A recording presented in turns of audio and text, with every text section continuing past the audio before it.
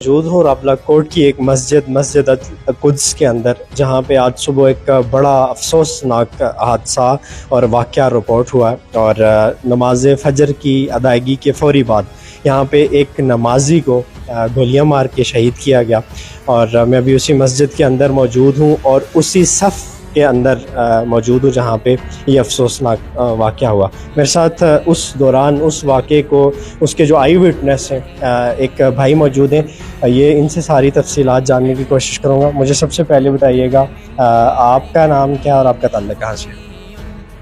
بسم اللہ الرحمن الرحیم، میرا نام محمد شفیق ہے اور میں مظفر آباد سے تعلق ہے میرا۔ مظفر آباد سے تعلق ہے، اور آپ اس مسجد کی انتظامیہ میں؟ جی، انتظامیہ میں۔ اور بتائیے گا تفصیلاً کہ جب یہ سارا واقعہ ہوا کیسے ہوا، کس وقت ہوا، اور یہ مطلب کون تھا، قتل ہونے والا کون تھا، شہید ہونے والا کون تھا، اور جو حملہ آور تھا وہ کون؟ یہ ہمارے بھائی ابو موسیٰ کشمیری بھائی تھے، ان کے بڑے بھائی تھے، تو وہ بھی ہم نماز پڑھنے کے لیے اکٹھے آئے، تو جس بندے نے گولیاں ماری وہ بھی پہلے ہمارے ساتھ ادھر اس نے نماز پڑھی، اور نماز پڑھنے کے بعد ہم بیٹھے اذکار کر رہے تھے، وہ بھی اٹھ کے اس کے پاس ایک بیگ تھا، اس نے بیگ کھولا اور پتہ نہیں اس نے زنجیری بند کی یا کھولی، تو پھر اس نے ہیلمٹ اٹھا کے وہ اس طرف چلا گیا۔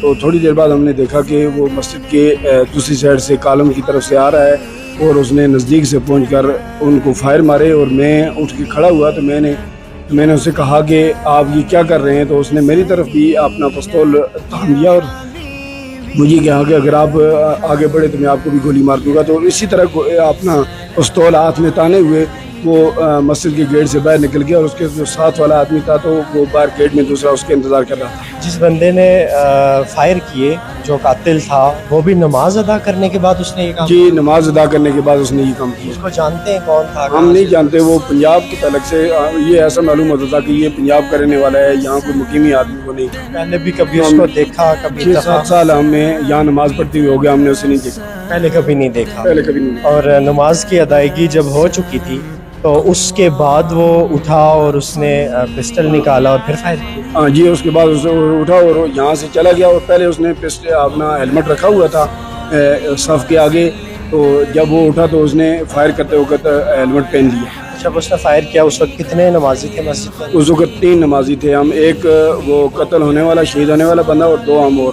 وہ آپ اور تھے۔ تو جب اس نے یہ فائر کیے تو اس کے بعد آپ نے اس کو روکنے کی کوشش نہیں کی؟ میں روکنے کی کوشش کی، لیکن اس نے میری طرف پستول جب تان لیا کہ آپ آگے بڑھیں گے تو آپ کو گولی مار دی جائے گی، تو اسی حالت میں وہ کہتا ہے کہ میں نے لوڈ کر کے رکھا ہوا ہے تو آپ آگے نہ بڑھیں، تو اسی حالت میں وہ گیٹ سے باہر نکلا۔ جو بھائی شہید ہوئے ہیں ان کا تعلق کہاں سے تھا؟ ان کا تعلق بیسیکلی مقبوضہ کشمیر سے تھا، تو وہ یہاں سیٹل تھے۔ اور اس مسجد میں آج کتنے عرصے سے یہاں پہ نماز ادا کرتے تھے، یا کتنے عرصے سے یہاں پہ مقیم تھے؟ میں خود وہ بھائی جو شہید، وہ بھائی تقریباً کبھی کبھار یہ 15 دن کم و بیش وہ ان کو یہاں ہو گئے، وہ پروگرام میں آئے تھے تو اس کے بعد یہاں ہی تھے، تو وہ نماز ادا کرنے کے لیے۔ تو آپ کے ساتھ اٹھنا بیٹھنا ظاہر ان کا ہوا جی ہوگا، الحمدللہ۔ تو کبھی کوئی اس طرح سے کسی کے ساتھ کوئی تلخ کلامی، کوئی دشمنی، کوئی اس سے پہلے بھی کوئی ایسا واقعہ؟ بہت بڑے بااخلاق آدمی تھے، بالکل خالی میں نہیں، بازار میں بھی کوئی آدمی یہ نہیں کہہ سکتا کہ وہ کسی کے ساتھ انہوں نے کسی تلخ کلامی سے بات کی۔ کوئی آئیڈیا بھی نہیں کہ جس نے یہ کام کیا کیا دشمنی ہو سکتی ہے؟ واللہ عالم، اس کا کوئی کہہ نہیں سکتا۔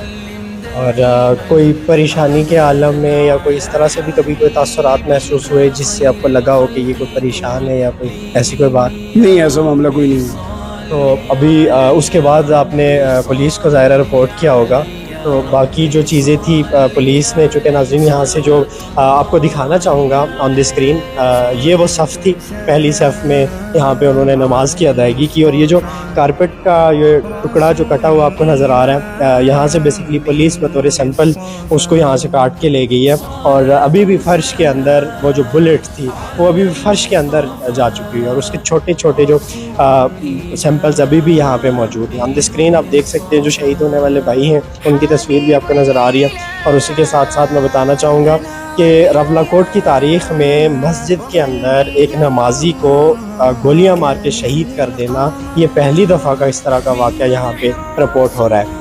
میری یادداشت میں تو ایسا آج سے قبل کوئی واقعہ نہیں ہے کہ کسی مسجد کے اندر کسی نمازی پہ بڑے بڑے شہروں سے خبریں تو آتی تھی، سنا کرتے تھے، لیکن آج ہمارے اپنے شہر میں بہت افسوسناک واقعہ یہ رپورٹ ہوا جس پر ہر آنکھ جو ہے وہ اشکبار ہے اور افسردگی اور تشویش کا اظہار کیا جا رہا ہے کہ آخر مساجد کے اندر بھی، یہاں ربلا کوٹ میں بھی اس طرح کے کام ہو سکتے ہیں جن کو عقل بظاہر تسلیم کرنے کو تیار نہیں ہے۔ تو آپ کی مسجد کے اندر کوئی سی سی ٹی وی کیمراز یا کوئی فوٹیج ایسی کہ جس میں اس بندے کی شکل دیکھی جا سکے؟